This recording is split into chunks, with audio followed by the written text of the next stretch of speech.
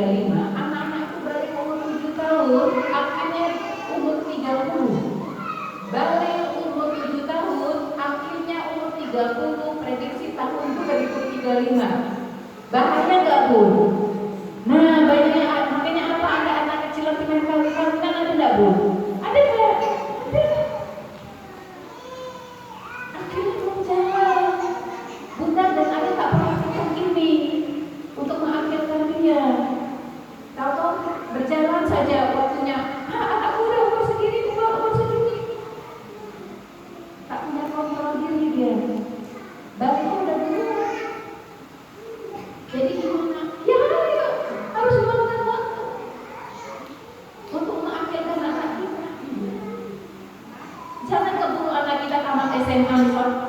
Abi, abang mau nikah, gitu. Sama anak kita yang SMA bilang, abi, abang mau nikah, gitu. Menurut kita sudah siap kan, Bu? Secara fisik sudah siap, betul. Tapi kira-kira akhirnya siap nggak menghadapi tantangan nanti kalau udah menikah? Ritme rumah tangga siap nggak?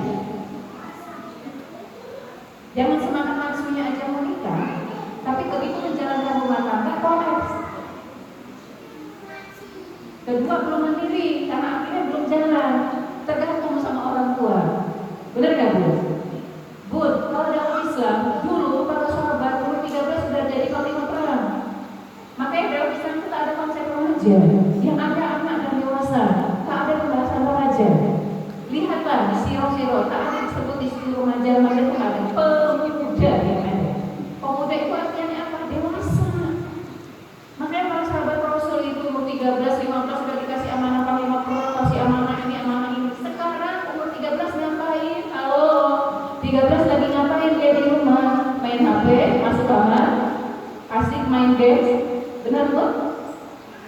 Lalu tadi di awal disebutkan peradaban Islam di pundak mereka, gimana caranya ini?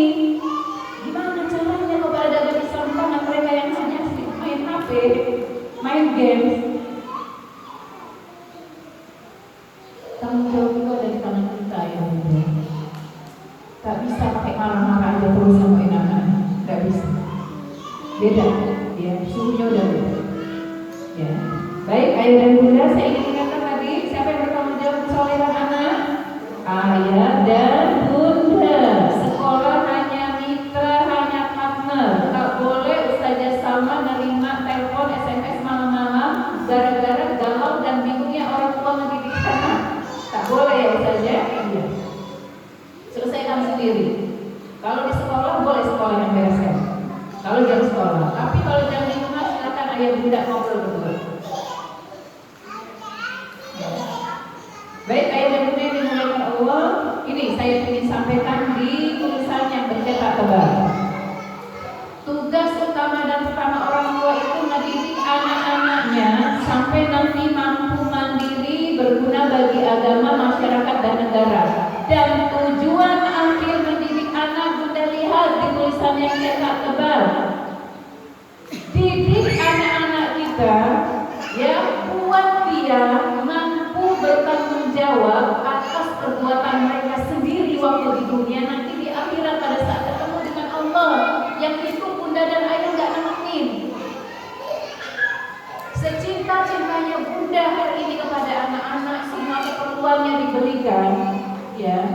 Kalau sampai anak kita tak bisa nanti ngomong di hadapan Rabbnya sendiri atas perbuatannya, berarti udah rugi dalam mendidik dia. Benar nggak, Bu? Kalau memang cinta sama anak, dari sekarang belajar bersama-sama agar kelak nanti kalau dia bertemu dengan Rabbnya, bertemu dengan Allah, dia bisa bilang dan tanggung jawab atas segala yang dia lakukan selama di dunia. Yang itu bunda nggak bisa lagi memenuhi karena bunda dan ayah pun harus ngomong sendiri sama Allah. Makanya kalau ada anak-anak misalnya udah ajan subuh Allahu Akbar, bunda ayah bilang, abang, bangun, udah aja ke masjid. Anak SD kelas 3, kelas 4, lalu udah bilang, salam abi, masih kecil, tadi malam bangunnya pas tidurnya kemalaman, si abangku salah, besok apa sama gitu, malam pas subuh. Jangan sekali, besok gitu lagi. Udah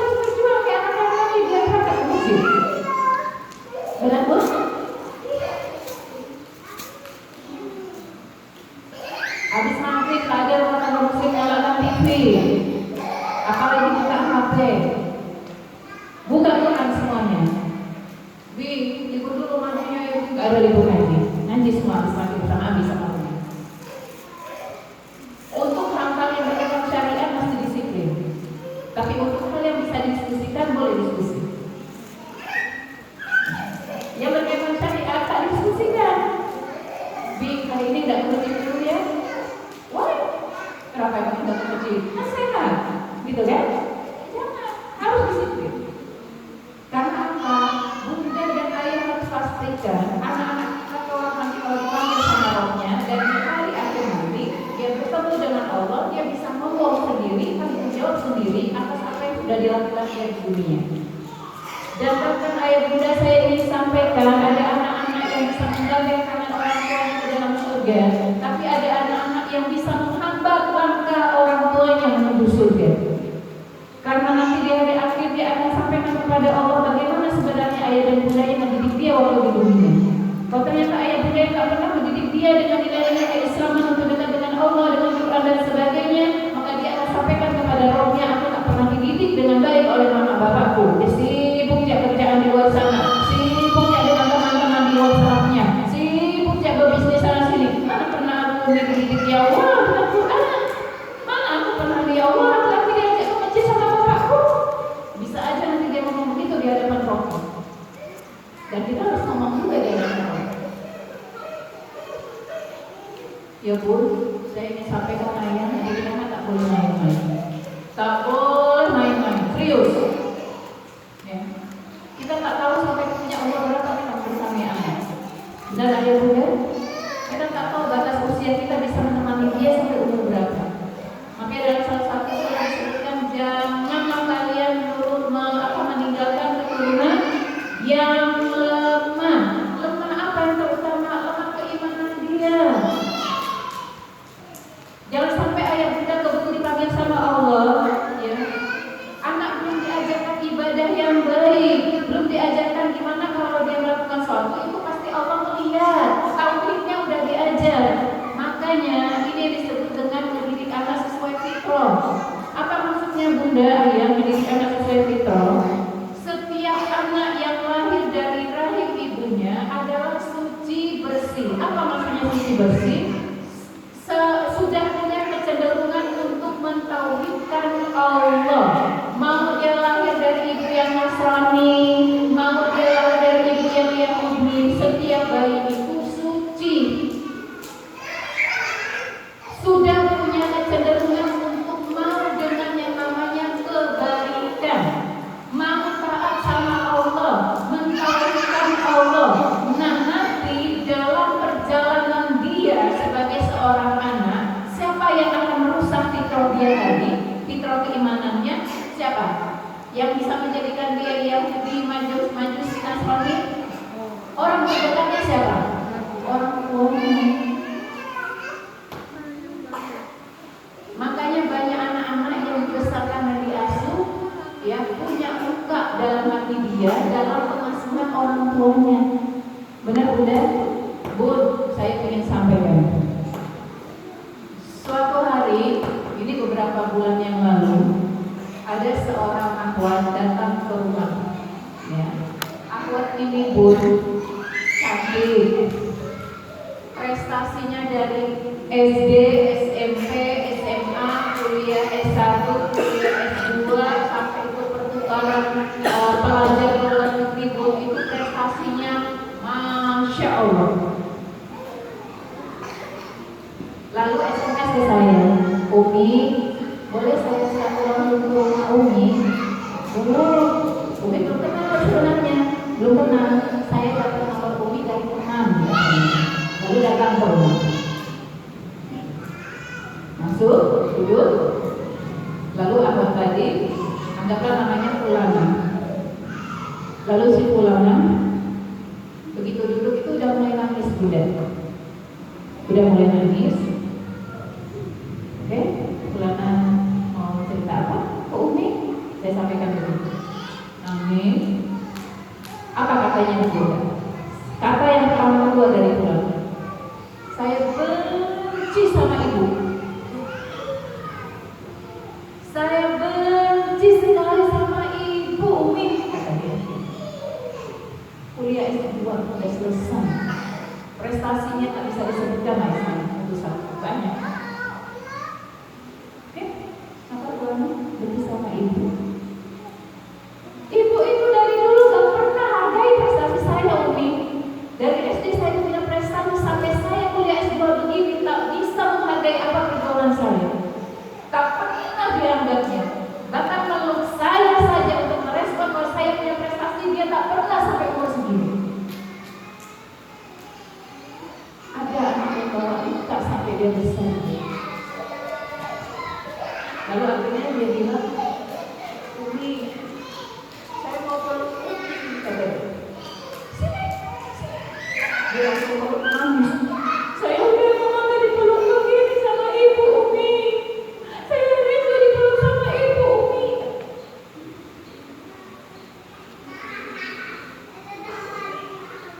Kita kadang mesti merespon anak dengan prestasi yang nampak kali ibu, akademiknya.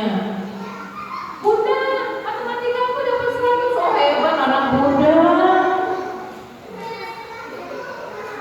Bun, gimana ceritanya orang tua di luar sana yang anaknya umur 16 masih begendong, tak bisa nonton, masih dicebokin umur 16, ada tuh, tak bisa makan sendiri, ada tuh. Gimana ceritanya Bun kayak begitu bisa berkuatnya sabar itu gimana 16 tahun bersama anak yang berkebutuhan khusus, Bun. Kalau Bunda dan Ayah mau belajar bab sabar tuh ke mama yang itu lagi. Kita baru diuji anaknya tinggal laku sedikit jam, mecahkan kaca, mecahkan gelas, manjat jendela, manjat apa, tumpah ini, apa telinganya, sini telinganya, cubit, pukul. Otaknya kemana otaknya? Udah les masih kayak gini nilainya, bikin malu Bunda. Bunda dibuat matematika di sekolah, nilai anaknya matematika bikin malu Bunda. Banyak orang tua mendidik anak itu hanya untuk agar apa? Bisa sampaikan ke teman-teman. Nih anakku, nih pasang satu, ini anakku. Oh, mendidik anak itu tak ada hubungannya untuk dinilai atau tidak sama orang lain. Ini anak kita, Bun. Alhamdulillah kalau dia berprestasi, alhamdulillah, masya Allah, berdoa. Kalau enggak, anak siapa? Enggak, bukan kan? Anak kita juga kan? Ya udah terima anak kita apa adanya. Dengan kita bersyukur gitu. Dia yang tadi datang, si Purana, benar Bu. Jadi tolong Bu, terima anak kita, apapun kondisi dia sekarang, terima. Syukur dia, alhamdulillah dia sehat. Benar Bu? Sehat kan Bu, lahir batinnya kan Bu? Ada anak sana yang masih harus bawa bolak-balik ke psikolog, benar? Psikiater minum obat, ada? Ada. Tapi masya Allah, mama yang gitu parah besar Bu. Benar enggak? Kita dikasih anak sehat, kadang lalunya juga masih banyak. Benar Bu? Iya, kayaknya kita sendiri yang punya masalah besar untuk anak gitu Bu. Lupa kita buka pintu, di luar sana ada orang tua yang lebih ujiannya dari aku. Benar Bu? Belum lagi kalau dia bawa anak yang umur 16 ketemu dengan acara keluarga, pergi keluar dengan teman-teman, malu gak sebenarnya Bu? Benar gak? Dengan kelakuan anak yang rantau misalnya nanti teriak-teriak lempar barang, ada yang kayak begitu Bu? Ada kan? Anak kita yang bilang masih standar lah Bu. Benar? Syukur. Oke, ayah bunda dimuliakan Allah. Saya ingin sampaikan di acara ini, ayah dan bunda tak boleh mewakilkan pengasuhan kewajiban masing-masing untuk ke salah satu pihak. Maksudnya apa? Ayah bilang, ayah kita cari nafkah Bu. Tak sempat memberikan anak nih. Bunda kan yang banyak di rumah. Bunda kan anaknya. Bunda main asuh. Nanti bunda perlu makan, ayah kasih. Tak bisa. Ingat, ya, jadikan anak soleh tak bisa dibandingkan dengan keluarga dia yang ayah dapat. Karena ada yang tak terpilih. Apa? Hati anak kita. Benar Bu? Banyak orang-orang kaya di luar sana yang pada saat dia sekolah akhirnya anaknya tak sempat bersamai dia. Benar Bu? Bunda, ayah, saya ingin Dulu orang tua kita punya anak 10 bisa masuknya nggak Bu? Jadi orang nggak namanya? Benar nggak? Sekarang yang 10 udah gede-gede, sukses jadi orang, mamanya udah renta, ada yang stroke ya, nah, bapaknya udah gak punya penghasilan, pikun ya. Yang 10 sambil lempar tanggung jawab, oh bang, assalamualaikum ya, bang, abang, mama rumah oh ya, aku ini sibuk bang, bisnis, gak bisa nama-nama. Aku gak bisa, aku udah punya cucu ya, mana bisa merawat mama bapak, mana bapak tuh pikun lagi. Bisa aku dengan bapak, adik-beradik 10 lempar tanggung jawab mendidik anak bapak dengan mama. Mama bapak dengan susah hidup mendidik 10 anak jadi semua. Benar Bu? Benar ya? Bunda, jangan sampai Bu, ya jangan sampai. Saya sampaikan sedikitnya. Materi tadi tentang apa Bu? Jadi orang tua teladan. Jadi di anak sesuai fitrah.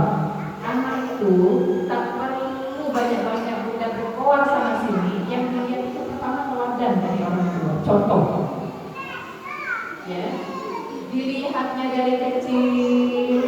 Bunda nyebokkan nenek, Bunda mandikan nenek yang udah stroke, ya.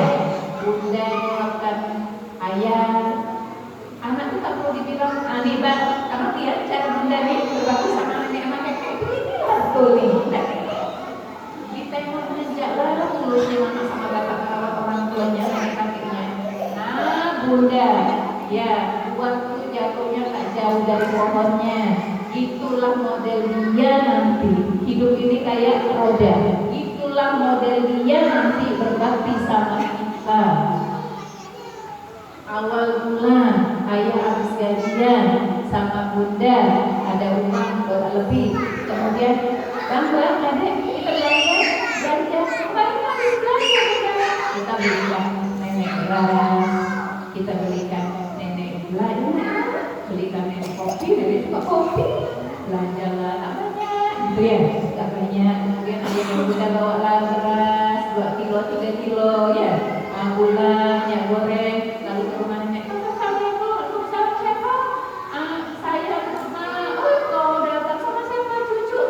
Masya Allah, cucu mama, cucu nenek. Terus kalau kita bilang, Lima ada beras sedikit, ngapa kau repot-repot? Kok kau jago? Tak apa, mak. Dia gitu. Apa yang kita dapatkan, Bun? Bunda dapatkan dari mama sama bapak bilang apa? Bunda hanya nyodorkan 5 kilo beras. Apa kata mama itu? Semoga rezeki kau berkah ya nak ya. Anak cucu semua sehat, rumah tangga kau lancar ya nak ya. Mama bapak udah ada, udah dapat doa itu sekarang? Tak ada lagi. Ketoklah pintu rumahnya sana. Tak ada lagi yang nyambut kita. Tak ada lagi yang nerima beras kita. Tak ada lagi yang nyambut kue apa kopi nang kue brodar sana tanya. Benar? Apalagi doa. Kemarin waktu mama sama bapak masih ada, yang ini buat kunci surga dari Allah gratis, tak kau pakai, kau sibuk ngurus keluarga kau, sibuk dengan bisnis dan kerjaanmu. Mama bapak masih ada, jarang kau telepon. Hati-hati, begitulah model mama anak-anaknya nanti berbakti sama orang tuanya. Benar Bunda? Umi Abi benar? Jadi kalau hari ini terasa rumah tangga kita ada sambungan, terasa pekerjaan kita ada sambungan, yang masih punya orang tua, balik, pulang. Kan, tak maaf, ya. Bawakan makanan kesukaan dia, bawakan di kopi yang dia suka, bawakan kue brodar yang dia suka. Kalau udah dalam tanah orang tua kita, tak ada lagi yang doakan kita. Dan terseok-seoklah kita nanti bertemu roh kita dengan amal kita yang bolong-bolong. Padahal kemarin buat kunci surga gratis dikasih sama Allah dari mama dan bapak, tak dipakai benar-benar. Jangan sampai. Baik, adik dan bunda dimuliakan Allah. Berapa menit lagi saja?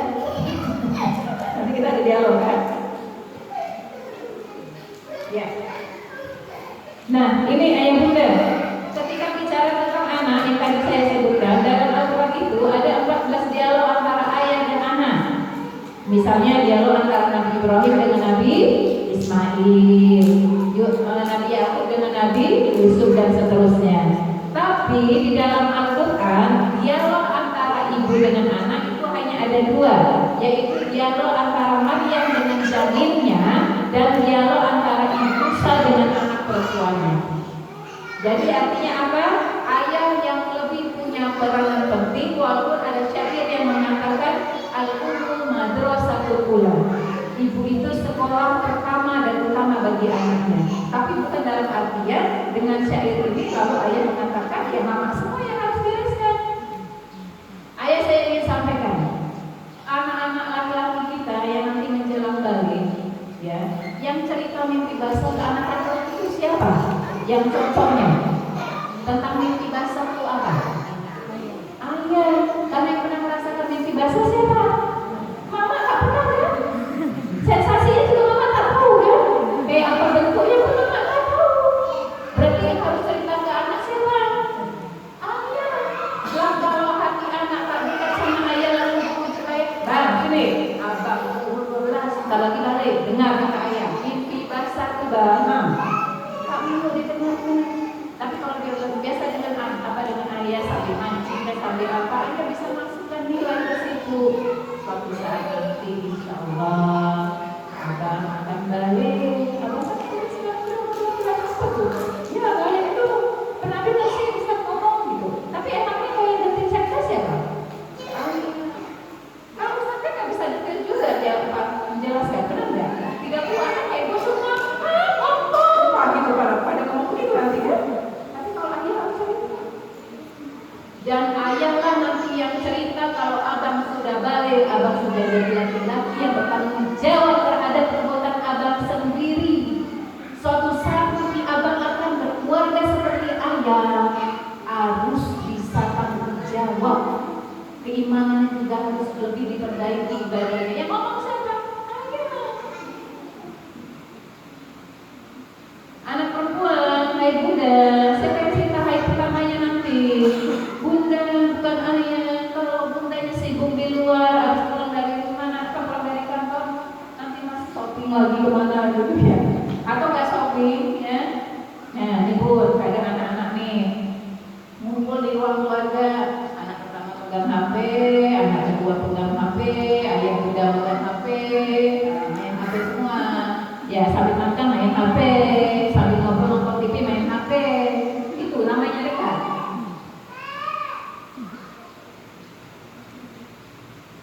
Bunda, aku tadi di sekolah. Apa? Tadi tuh ada teman.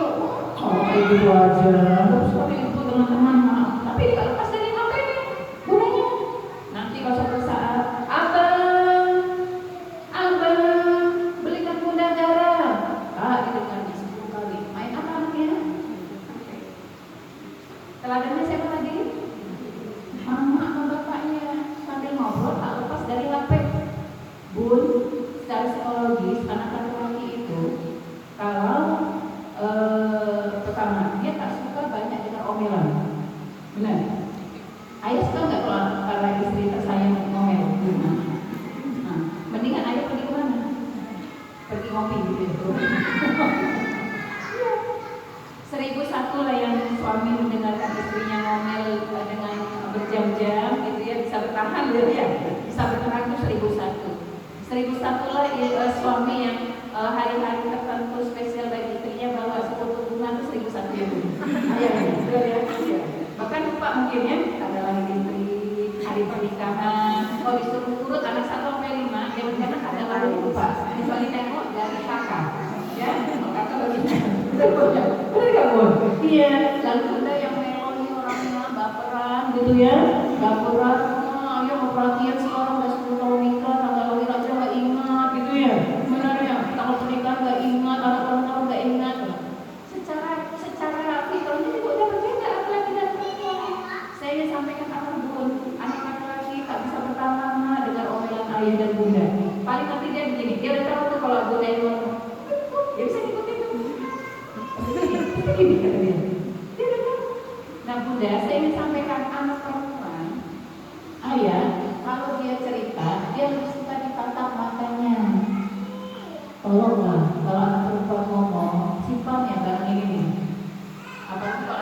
ngetik di laptop. Ya, berarti dulu mata, tatap mata anak perempuan kalau dia ngomong, dia lebih suka. Dia lebih suka. Tapi kalau anak laki-laki tak suka ditatap matanya.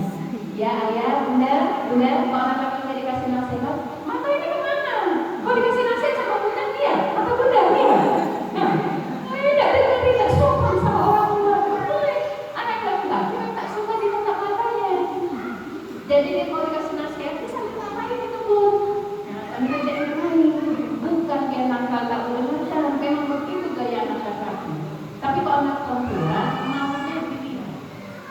Bahkan untuk anak saya sendiri yang kelas 3, misalnya ada saatnya Umi ikut memegang HP, Umi simpan dulu. Asalnya lagi cerita sama Umi. Coba lihat nih, katanya. Coba lihat muka Aspa. Ya bun ya? Nah, oke. Ayah saya ini sampai mana? Sudah sering mendengar kata-kata anak perempuan itu cinta pertamanya aku adalah ayah. Benar? Kalau ayah punya anak perempuan, cinta pertama anak perempuan itu ayah. Kelak, kalau dia nanti mencari pasangan, tak jauh-jauh yang dicarinya yang mirip ayah. Sampai bodi-bodinya, sampai gaya ngomongnya, ya, sampai cara ayah membesarkan jiwa dia, masih semangat itu mikirnya udah kayak ayah loh anak perempuan.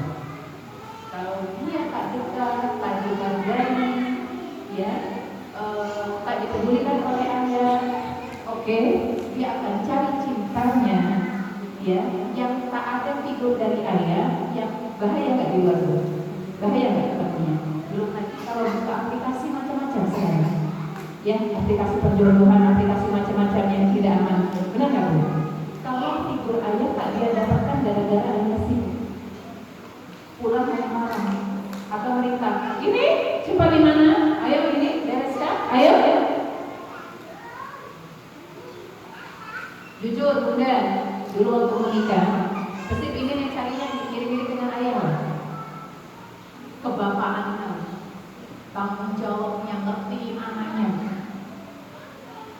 Itu anak perempuan, anak laki-laki, ya, kalau dia nanti menikah, dia cari calon istrinya yang gak jauh-jauh mirip sama ibunya, lembutnya, ngertiin dia, ya, pemaafnya dan sebagainya. Makanya saya sampaikan, kalau dua figur ini tak dapatkan utuh, maka akan banyak sekali PR pengasuhan yang harus dibereskan oleh kita di masa anak-anak yang sudah tidak kecil lagi. Dan ini repotnya apa Bu? Makanya ada orang udah menikah, gayanya masih kayak anak-anak. Benar? Masih belum dewasa? Banyak kan Bu? Banyak. Karena utang-utang pengasuhan itu tak dibayar orang tuanya gara-gara dia sibuk. Kalau anak dia udah terlalu gede, mau nikah gitu, katanya tadi punya anak. Banyak laki-laki yang menikah, ada laki-laki yang sudah menikah, tapi gaya kebapaannya tak tampil, tak tumbuh, karena dia nggak dapatkan figur itu dari ayah gara-gara ayah sibuk. Main tangan sama istri, benar? Tak ngerti cari nafkah yang haram-haram itu kayak apa, yang halal itu kayak apa, haram semua itu diambil semua bisa. Tak ngerti cara berbakti sama orang tua termasuk mertua. Karena semua itu gak didapatkan, ya, waktu dia masih kecil. Baik, kalau tadi saja. Oh, betul lagi ya. Oke, ya. Nanti kita ada dialog ya. Saya ambil ringkasnya aja ya. Bismillahirrahmanirrahim. Hai orang yang beriman, peliharalah dirimu dan keluargamu dari api neraka yang bahan bakarnya adalah manusia dan batu. Saya ingatkan Bunda, sakit-sakitnya Bunda mendidik anak itu menjaga jangan sampai anak kita menjadi bahan bakar neraka. Karena bahan bakar neraka itu dua, manusia dan batu. Batu sudah Allah panaskan puluhan ribu tahun yang lalu, batu di neraka. Tapi neraka masih menunggu bahan bakar berikutnya, yaitu manusia. Manusia yang seperti apa? Yang dia tak kenal dengan Allah, ya, tak baik keimanan dia, tak kenal dengan Al-Quran, ibadah ambur-ambur, ya haram dia mengerjakannya, ya tak terdidik ya dalam jalan kebaikan dan ketaatan dan banyak hal yang bisa membuat manusia masuk ke dalam neraka. Jangan sampai anak keturunan kita yang kita sayang waktu di dunia masuk menjadi bahan bakar neraka. Maka berjuanglah bersama-sama ayah bunda gandengan tangan.